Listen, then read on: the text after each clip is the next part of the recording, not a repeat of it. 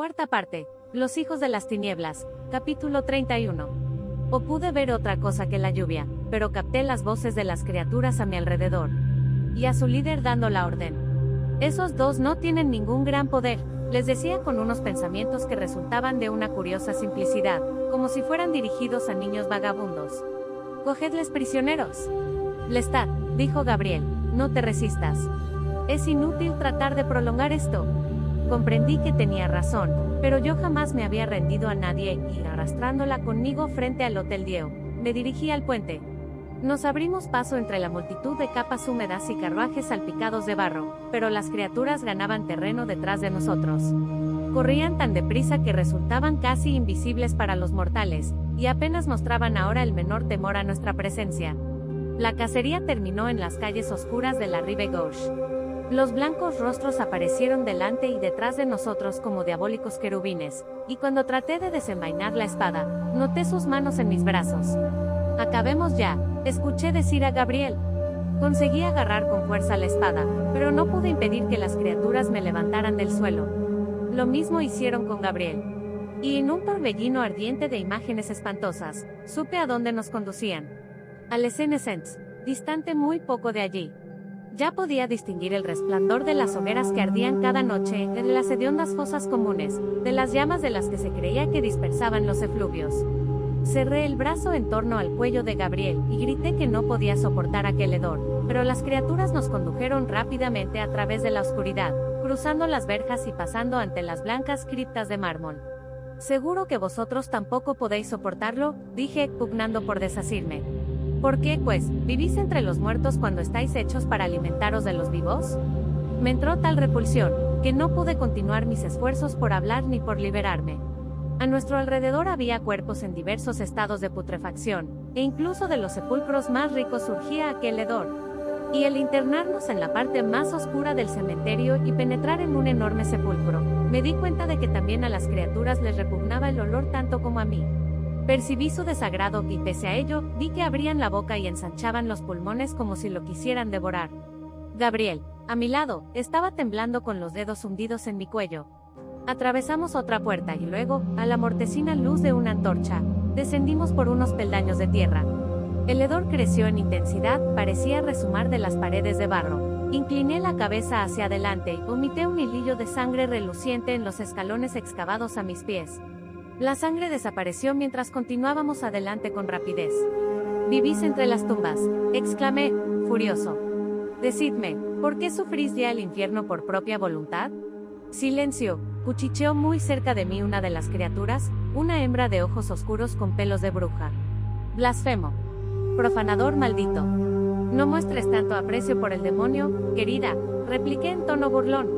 Estábamos frente a frente guión. «A menos que te ofrezca una visión más digna de contemplar que la del Altísimo». La criatura se echó a reír. O más bien empezó a hacerlo, pero se detuvo como si la risa no le estuviera permitida. ¿Qué reunión más alegre e interesante iba a ser aquella? Continuamos bajando y bajando a las entrañas de la tierra. La luz vacilante, el ruido de los pies desnudos sobre el suelo, los sucios harapos rozándome la cara. Por un instante vi una calavera sonriente, luego otra, y tras esta, un montón de cráneos que llenaban un nicho en la pared.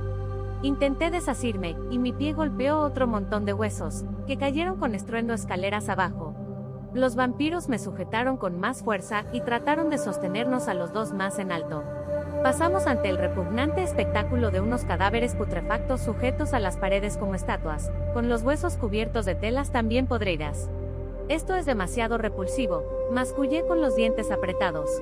Habíamos llegado al pie de las escaleras y nos conducían por una gran catacumba. Llegó a mis oídos el grave y rápido batir de unos timbales. Delante de nosotros ardían unas teas, y por encima del coro de lastimeros gemidos, me llegaron otros gritos, lejanos pero llenos de dolor. Y entonces, algo ajeno a aquellos lamentos misteriosos atrajo mi atención. Entre toda aquella fetidez, aprecié la proximidad de un mortal.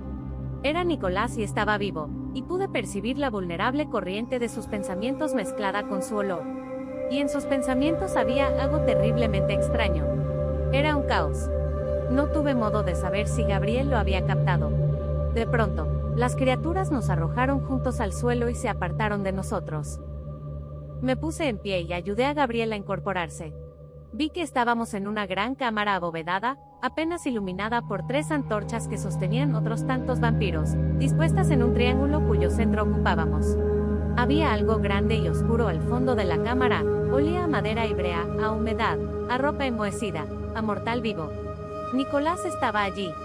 A Gabriel se le había soltado por completo el lazo del cabello, y este le caía sobre los hombros mientras seguía clavando sus dedos en mí y miraba a nuestro alrededor con ojos que parecían tranquilos y cautos. De todas partes se alzaban lamentos, pero las súplicas más desgarradoras procedían de los otros seres que habíamos oído antes, de unas criaturas enterradas en lo más profundo de la tierra. Y comprendí entonces que eran vampiros sepultados que gritaban, que lanzaban alaridos suplicando sangre, suplicando perdón y la libertad, suplicando incluso el fuego del infierno. El griterío era tan insoportable como el olor.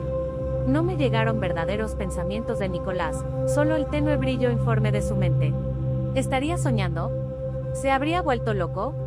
El retumbar de los timbales sonaba muy fuerte y muy próximo. Pese a ello, los gritos superaban a veces su estruendo, una y otra vez, sin ritmo ni aviso. Los gemidos de los más próximos a nosotros cesaron, pero los timbales continuaron batiendo y su sonido surgió de pronto del interior de mi cabeza. Tratando desesperadamente de no llevarme las manos a los oídos, miré a mi alrededor. Se había formado un gran círculo y ante nosotros estaba una decena, al menos, de aquellas criaturas.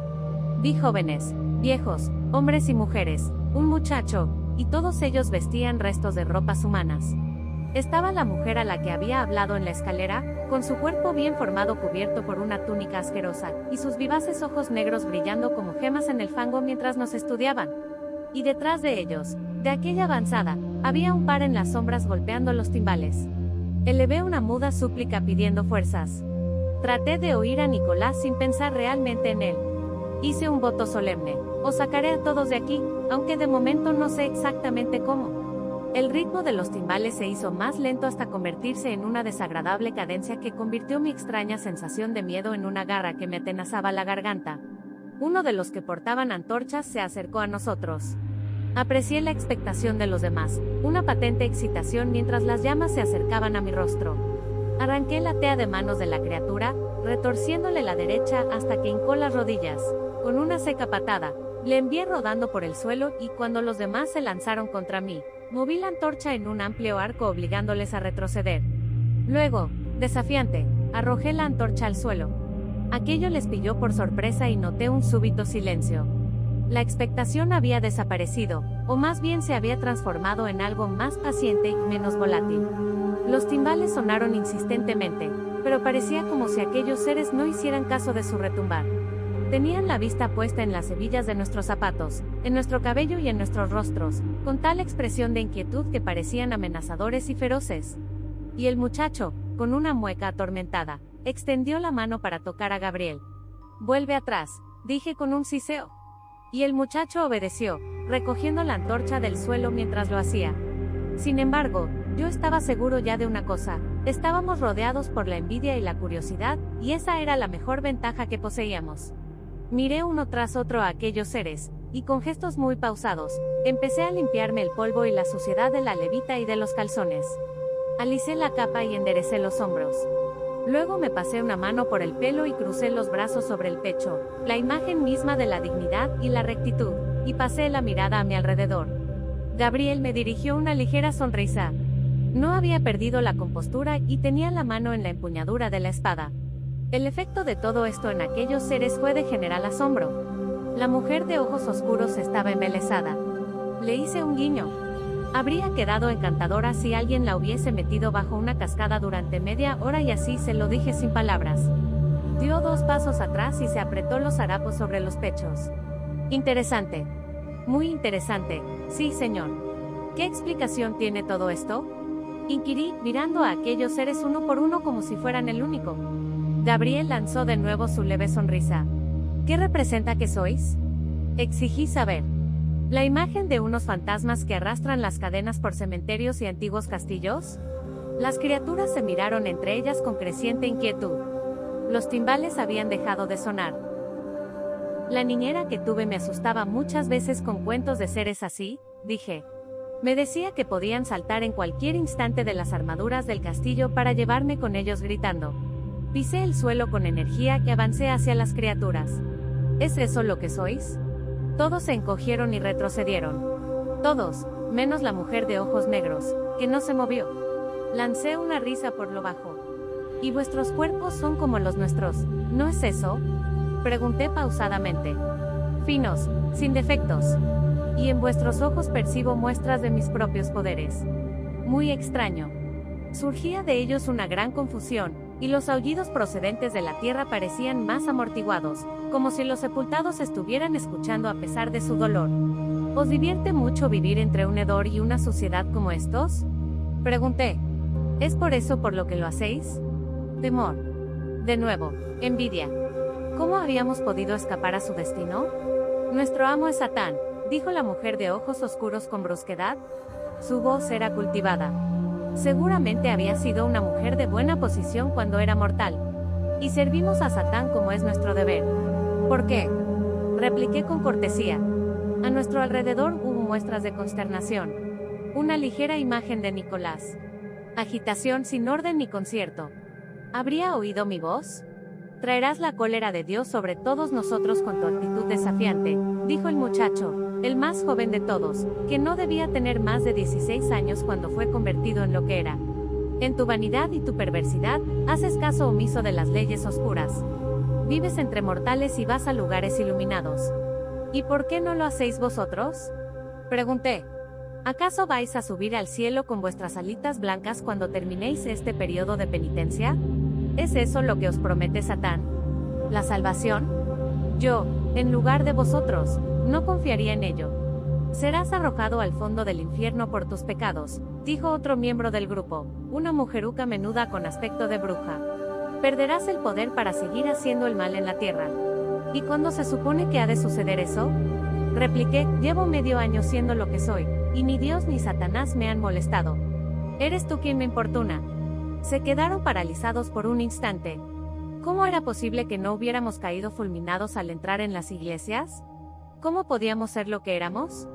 Era muy probable que pudiéramos dispersarles y derrotarles en aquel mismo instante, pero ¿qué sería de Nicolás?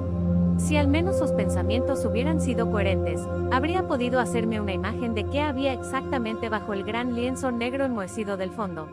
Clavé la mirada en los vampiros. Madera, brea, punto y coma, una hoguera, sin duda. Y aquellas malditas antorchas.